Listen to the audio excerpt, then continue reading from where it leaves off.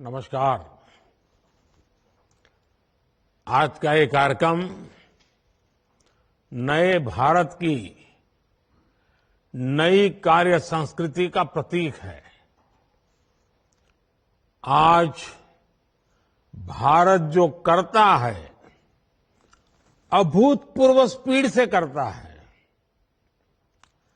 आज भारत जो करता है अभूतपूर्व स्केल से करता है। आज के भारत ने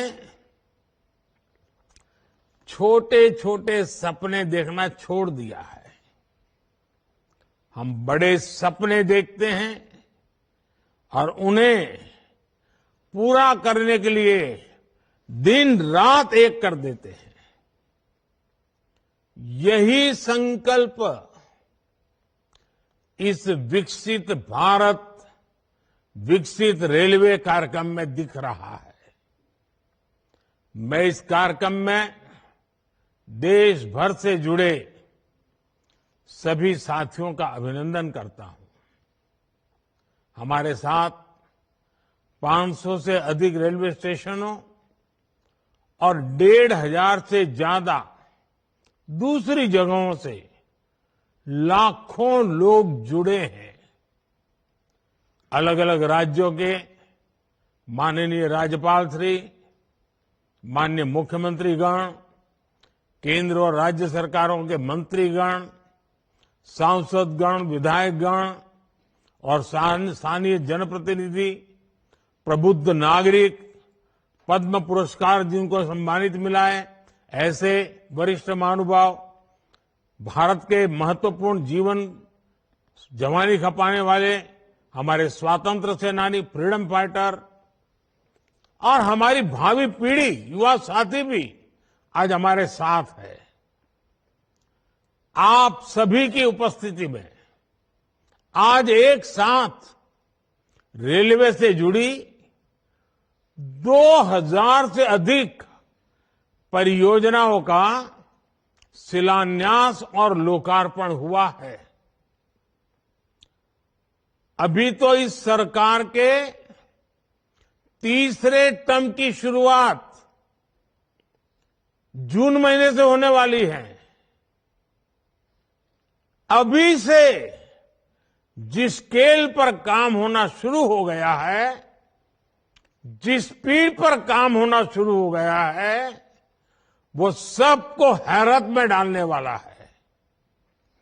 कुछ दिन पहले मैंने जम्मू से एक साथ आईआईटी, आईआईएम जैसे दर्जनों बड़े शिक्षा संस्थाओं का लोकार्पण किया। कल ही मैंने राजकोट से एक साथ 5 एम्स और अनेक मेडिकल संस्थानों का लोकार्पण किया। और अब आज का ये कार्यक्रम है, आज 27 राज्यों के करीब 300 से अधिक जिलों में 550 से ज्यादा रेलवे स्टेशनों के कायाकल्प का शिलान्यास हुआ है। आज यूपी के जिस गोमती नगर रेलवे स्टेशन का लोकार्पण हुआ है, वो वाकई कमाल का दिखता है।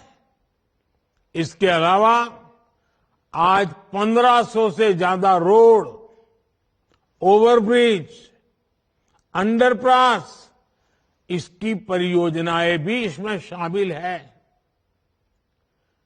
40,000 करोड़ रुपए की ये परियोजनाएं एक साथ जमीन पर उतर रही है। कुछ महीने पहले ही हमने अमृत भारत स्टेशन योजना की शुरुआत की थी। तब भी 500 से अधिक स्टेशन के आधुनिकीकरण पर काम शुरू हुआ था। अब ये कार्यक्रम इसे और आगे बढ़ा रहा है। ये दिखाता है कि भारत की प्रगति की रेल किस गति से आगे बढ़ रही है। मैं देश के विभिन्न राज्यों को, वहां के सभी मेरे नागरिक भाई बहनों को अनेक अनेक शुभकामनाएं देता हूं। साथियों, मैं आज विशेष रूप से अपने युवा साथियों को बहुत बधाई देना चाहता हूं। मोदी जब विकसित भारत की बात करता है तो इसके सूत्रधार और सबसे बड़े लाभार्थी देश के युवा ही है। आज की इन परियोजनाओं से देश के लाखों नौजवानों को रोजगार और स्वरोजगार के नए अवसर मिलेंगे। आज रेलवे का जो एक कायाकल्प हो रहा है, ये उन साथियों को भी लाभ देगा जो स्कूल कॉलेज में पढ़ाई कर रहे हैं। ये कायाकल्प उनके भी बहुत काम आएगा जो 30-35 वर्षों से कम आयु के हैं। विकसित भारत युवाओं के सपनों का भारत है। इसलिए विकसित भारत कैसा होगा, ये तय करने का सबसे अधिक हक वो भी उन्हीं को है। मुझे संतोष है कि देश भर के हजारों विद्यार्थियों ने अलग अलग स्पर्धाओं के माध्यम से विकसित भारत के रेलवे का सपना सामने रखा। इनमें से अनेक युवा साथियों को पुरस्कार भी मिले हैं। मैं सभी को बहुत शुभकामनाएं देता हूं। मैं देश के हर जवान को, हर नौजवान को बताना चाहता हूं कि आपका सपना ही मोदी का संकल्प है। आपका सपना, आपकी मेहनत और मोदी का संकल्प, यह विकसित भारत की गारंटी है। साथियों, मुझे खुशी है कि ये जो अमृत भारत स्टेशन है, विरासत और विकास दोनों के प्रतीक होंगे। जैसे ओडिशा के बालेश्वर रेलवे स्टेशन को भगवान जगन्नाथ मंदिर की थीम पर डिजाइन किया गया है, सिक्किम के रंगपो रेलवे स्टेशन पर आप लोगों को स्थानीय वास्तुकला का प्रभाव दिखेगा। राजस्थान का सांगनेर रेलवे स्टेशन 16वीं शताब्दी की हैंड ब्लॉक प्रिंटिंग को दर्शाता है। तमिलनाडु के कुंभकोणम स्टेशन का डिजाइन चोल काल के वास्तुकला पर आधारित है। अहमदाबाद रेलवे स्टेशन मोढेरा सूर्य मंदिर से प्रेरित है। गुजरात में द्वारिका स्टेशन द्वारकाधीश मंदिर से प्रेरित है। आईटी सिटी गुड़गांव का रेलवे स्टेशन आईटी के लिए ही समर्पित होगा। यानी अमृत भारत स्टेशन उस शहर की विशेषता से दुनिया को परिचित कराएगा। इन स्टेशनों के निर्माण में दिव्यांगों और बुजुर्गों, उनकी सुविधा का भी विशेष ध्यान रखा गया है। साथियों, बीते 10 वर्षों में हम सभी ने एक नया भारत बनते देखा है और रेलवे में तो परिवर्तन साक्षात हम अपनी आंखों के सामने देख रहे हैं। जिन सुविधाओं की हमारे देश के लोग कल्पना किया करते थे। लोगों को लगता था कि काश भारत में ये होता तो।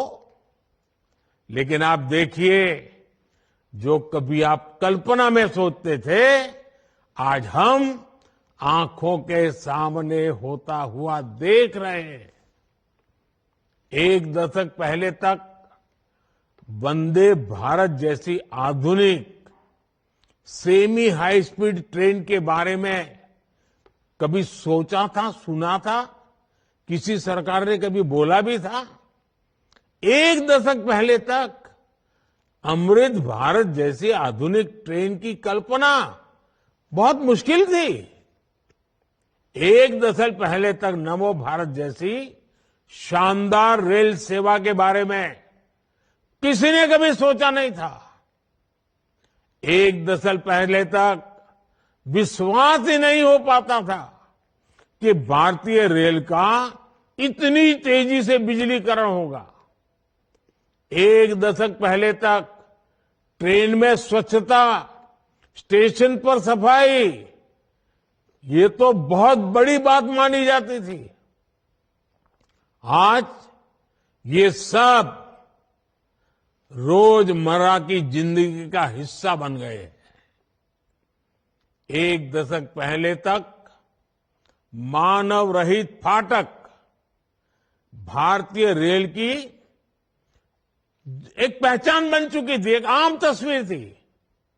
आज ओवरब्रिज, अंडरब्रिज से वे रोक टोक और दुर्घटना रहित आवाजाही सुनिश्चित हुई है।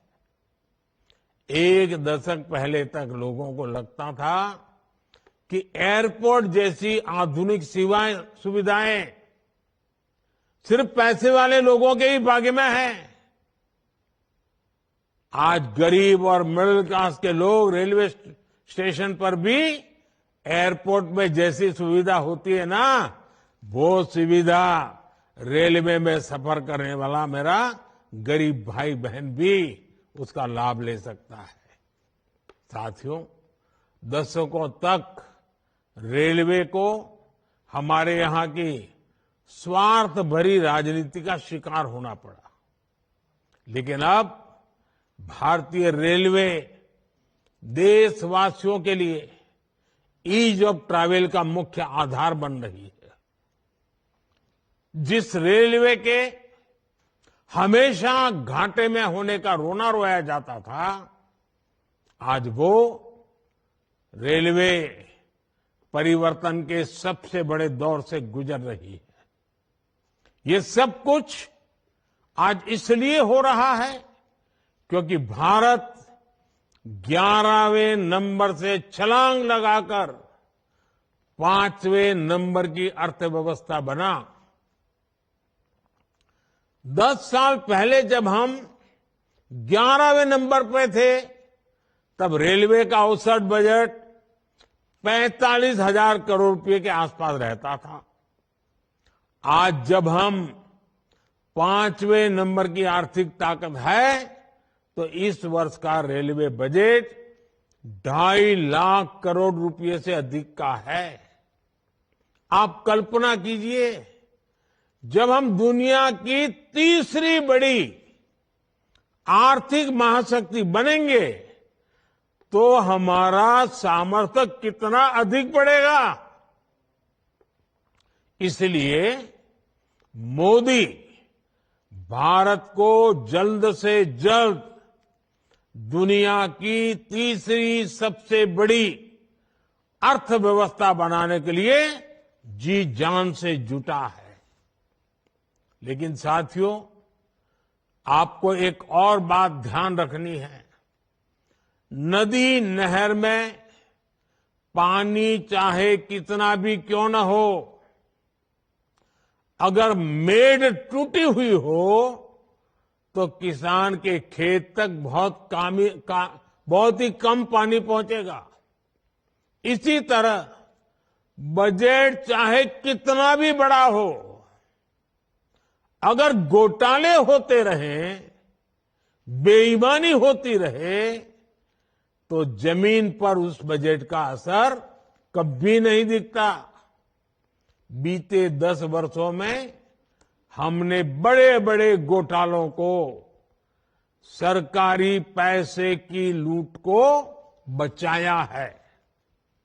इसलिए बीते 10 वर्षों में नई रेलवे लाइन बिछाने की गति दोगुनी हो गई। आज जम्मू कश्मीर से लेकर नॉर्थ ईस्ट तक ऐसे स्थानों तक भी भारतीय रेल पहुंच रही है जहां लोगों ने कभी कल्पना भी नहीं की थी।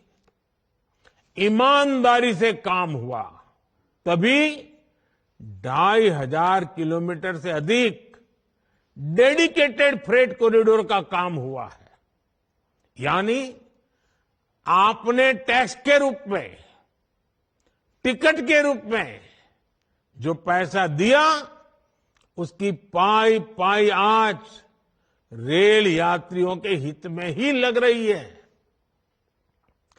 हर रेल टिकट पर भारत सरकार करीब करीब 50% डिस्काउंट देती है। साथियों, जैसे बैंक में जमा पैसे पर ब्याज मिलता है, वैसे ही इंफ्रास्ट्रक्चर पर लगी हर पाई से कमाई के नए साधन बनते हैं, नए रोजगार बनते हैं। जब नई रेल लाइन बिछती है तो मजदूर से लेकर इंजीनियर तक अनेक लोगों को रोजगार मिलता है। सीमेंट, स्टील, ट्रांसपोर्ट जैसे अनेक उद्योगों, दुकानों में नई नौकरियों की संभावनाएं बनती हैं।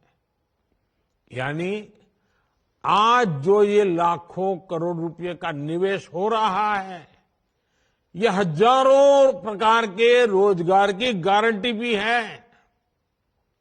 जब स्टेशन बड़े और आधुनिक होंगे, ज्यादा ट्रेनें रुकेगी, ज्यादा लोग आएंगे, तो आसपास रेहड़ी पटरी वालों को भी इससे फायदा होगा। हमारी रेल छोटे किसानों, छोटे कारीगरों, हमारे विश्वकर्मा साथियों के उत्पादों को बढ़ावा देने वाली है। इसके लिए वन स्टेशन वन प्रोडक्ट योजना के तहत स्टेशन पर विशेष दुकानें बनाई गई हैं। हम रेलवे स्टेशनों पर हजारों स्टॉल लगाकर उनके उत्पाद बेचने में भी मदद कर रहे हैं। साथियों, भारतीय रेल यात्री सुविधा ही नहीं है, बल्कि देश की खेती और औद्योगिक प्रगति का भी सबसे बड़ा वाहक है। रेल की गति तेज होगी तो समय बचेगा।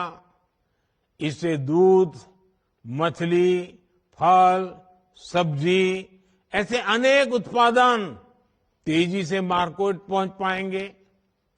इसमें उद्योगों की लागत भी कम होगी। इससे मेक इन इंडिया को, आत्मनिर्भर भारत अभियान को गति मिलेगी। आज पूरी दुनिया में भारत को निवेश के लिए सबसे आकर्षक माना जा रहा है। इसका एक बड़ा कारण ये आधुनिक इंफ्रास्ट्रक्चर भी है। आने वाले 5 वर्षों में जब ये हजारों स्टेशन आधुनिक हो जाएंगे, भारतीय रेल की क्षमता बढ़ जाएगी, तो निवेश की एक और बहुत बड़ी क्रांति आएगी। भारतीय रेल को अपने कायाकल्प के इस अभियान के लिए मैं एक बार फिर अनेक अनेक शुभकामनाएं देता हूं और सभी देशवासियों को भी एक साथ इतना बड़ा कार्यक्रम का हिस्सा बनना, एक ही कार्यक्रम में लाखों लोगों का जुड़ना, सभी आदरणीय मुख्यमंत्रियों का समय निकालना, गवर्नरशिप का समय मिलना, ये अपने आप में आज का ये कार्यक्रम शायद हिंदुस्तान में एक अनेक प्रकार की नई संस्कृति को लेकर के आया है। मैं मानता हूं ये रचना बहुत ही उत्तम प्रकार की आज के कार्यक्रम में रचना बनी है। आगे भी हम इसी प्रकार से समय का सर्वाधिक अच्छा उपयोग करते हुए विकास की गति को एक साथ चारों दिशाओं में तेजी लाएंगे। ये आज हमने देख लिया है। आपको भी मेरी बहुत बहुत शुभकामनाएं हैं। बहुत बहुत धन्यवाद।